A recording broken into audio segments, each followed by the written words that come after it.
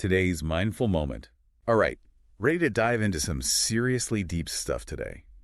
We all know that saying survival of the fittest, right? Yeah, of course. Well, what if I told you Darwin himself worried that, like, modern society was messing with the whole natural selection thing? We're going to be looking at Darwin's Descent of Man.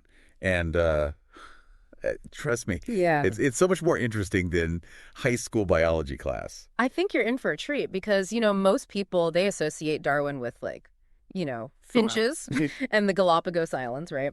But Descent of Man, this book delves into human evolution specifically. Get ready for some surprising stuff. Okay, so picture this. Picture young Darwin fresh off the Beagle voyage. Okay. He's not just thinking about finches anymore. He's like really grappling with what it means to be human. Right. And one of the things that really struck him was this encounter he had with the Fuegians. You familiar with them? Yeah, an indigenous tribe in South America. Yeah, so Darwin described them as living in a very primal state, like naked, body painted, and like exhibiting some pretty aggressive behaviors. Yeah. But here's where it gets really interesting. He also met these 3 Fuegians who'd have been taken to England, Oh, wow. civilized, quote unquote, Yeah. and then like returned to their tribe. Oh, interesting. And the contrast was just shocking, even to Darwin. It Yeah. made him question, like, how much of what we consider civilized is learned versus innate? That is a really good question. That's a big one, right? Yeah, I mean, we're still trying to figure that out today. Still grappling with it today. But, okay, before we get too philosophical, Right. let's talk about Darwin's big idea, natural selection, Yeah. the engine of evolution. Okay. So he argued that in the struggle for survival, the ones with advantageous traits, Right. they're more likely to reproduce, pass those traits down. Basically, survival of the fittest. Right.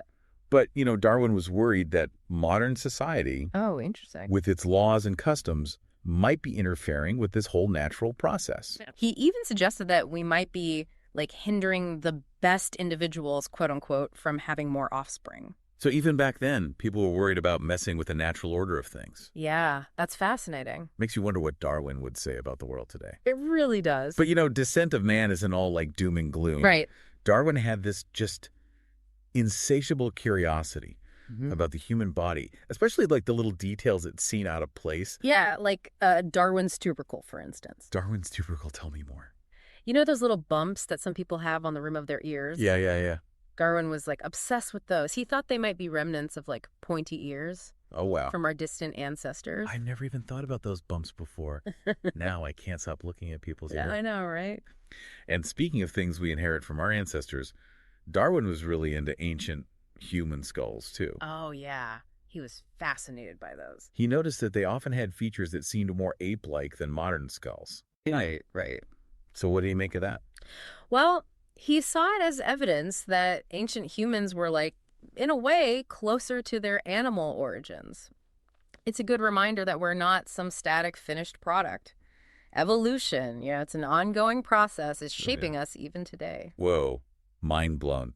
By the way, if you want to go even deeper with Darwin's ideas, Yeah. you should check out this YouTube channel, Mindful Moments. They use AI to break down complex theories from audiobooks into easy-to-understand pieces.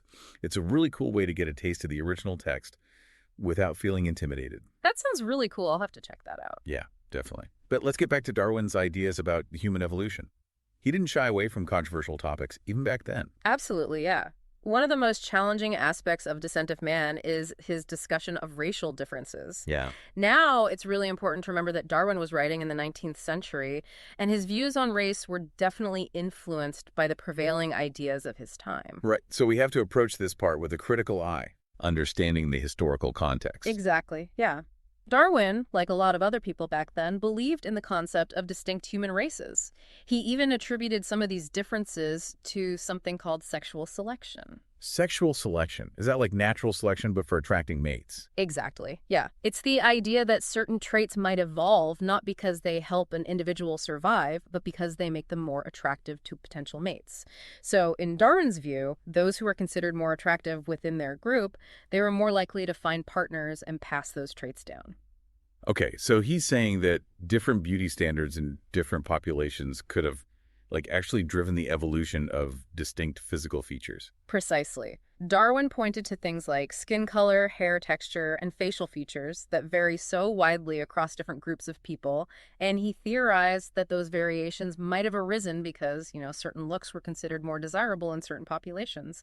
So over generations, those preferences, they would shape the appearance of those groups. It's fascinating, but it's also, you know, a bit unsettling. It's hard to talk about this stuff without acknowledging the shadow of racism that kind of hangs over these ideas. I mean, Darwin may not have believed in racial superiority, but his work has definitely been twisted by others to justify some pretty horrific things. Absolutely. And it's a stark reminder that scientific ideas, especially those about human differences, can be so easily misused. That's why it's so important to engage with Darwin's work critically, understanding both its brilliance and its limitations.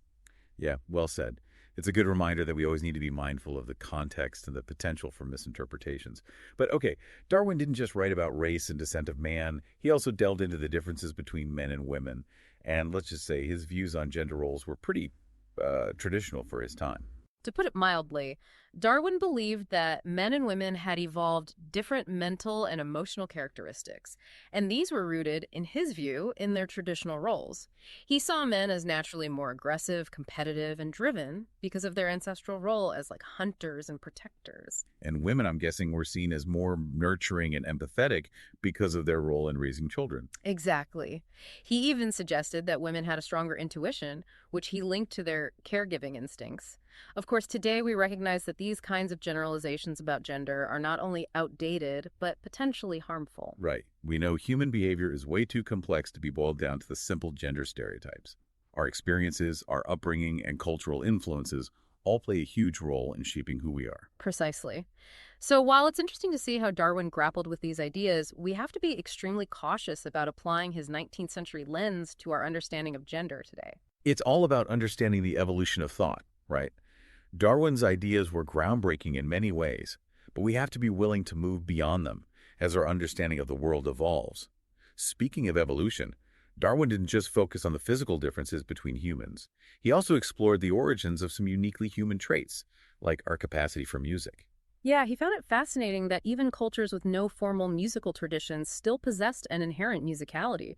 He even pointed to parrots mimicking human tunes as evidence that this capacity might run deeper than we realize. Wait, parrots mimicking tunes. That's incredible. It makes you wonder if music is something truly unique to humans, or if it taps into some ancient shared instinct across different species. It's a question that continues to intrigue scientists today. What role did music play in early human societies? Was it simply for entertainment, or did it serve a deeper evolutionary purpose? Those are some big questions. And speaking of big questions, Darwin also tackled the slippery concept of beauty. He was fascinated by how different cultures around the world had such vastly different standards of beauty. Right. And this really challenged the notion that beauty was some kind of objective, universal truth. Darwin pointed to examples like elongated earlobes, scarification, and even head binding practices. All things that were considered beautiful in certain cultures, but might seem strange or even repulsive to others. It's like that saying, beauty is in the eye of the beholder, Yeah. taken to a whole new level. But what did Darwin make of all this? Did he think these varying standards of beauty were driven by natural selection or something else? That's where things get really interesting. Darwin argued that while natural selection might play a role, it wasn't the whole story. He believed that culture and learned preferences played a major role in shaping what people found attractive. So he's saying that beauty's not just about biology, it's also about social norms and the values of a particular culture. Exactly. It's a reminder that even something as seemingly basic as our perception of beauty is influenced by this complex interplay of nature and nurture. It's not just about our genes, it's about how those genes interact with the environment and the society we live in. Yeah, it really is. It makes you think about like how much of what we consider beautiful is like actually just cultural programming, you know? Exactly. But, diving into the descent of man, it's easy to get caught up in the controversial stuff, Yeah. like Yeah. race, gender, beauty standards. Yeah. It's almost like we forget what Darwin's main point was. Right. Amidst all the fascinating details, it's easy to lose sight of the big picture. I mean, Darwin's central argument in The Descent of Man was revolutionary for its time. He argued that humans, for all our complexities and unique qualities, we are fundamentally a part of the animal kingdom. He was basically saying, hey, we're not some special exception to the rules of nature. Exactly. We share a common ancestry with other animals, and we are subject to those same evolutionary forces. And that idea, that was radical in the 19th century. It challenged these deeply held religious beliefs and forced people to, like, reconsider their place in the natural world. And in a way, it's still challenging us today, right? Yeah. We're facing issues like climate change and biodiversity loss, Yeah, that's right. and our own impact on the planet. Darwin's work reminds us that we're not just observers of nature, we're participants. Like we're intricately connected to every other living thing. It's a powerful message. And if Darwin were here today, I think he'd urge us to embrace that interconnectedness. You know, he'd probably say, don't forget where you came from. You're a product of millions of years of evolution, shaped by the same forces that have shaped every other creature on this planet. Right. It really makes you think about our responsibility, not just to ourselves, but to the entire web of life. Yeah. We're not the end point of evolution. We're part of an ongoing story. And the choices we make today are going to shape the future of that story. Exactly. Darwin's legacy isn't just about scientific discoveries. It's about inspiring a sense of wonder and responsibility. It's about asking big questions and challenging assumptions. It's about using our knowledge to create a more just and sustainable world. So as we wrap up this deep dive into the descent of man, Yeah. I'm left with this sense of awe and a renewed appreciation for this just incredible journey that has brought us to this point in time. Darwin's work is a reminder that we're constantly evolving, both physically and mentally. And the future of our species really depends on how we navigate these challenges of the 21st century. It's a call to action, to use our intelligence, our compassion, and our understanding of evolution to create a better future, really, for all. Well said. It's been an incredible journey exploring the descent of man with you.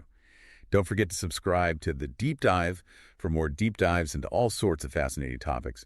Share this one with a friend who loves a good thought experiment, and if you want to dive even deeper into Darwin's world, you can purchase the book. There's a link in the description. Thanks for joining us.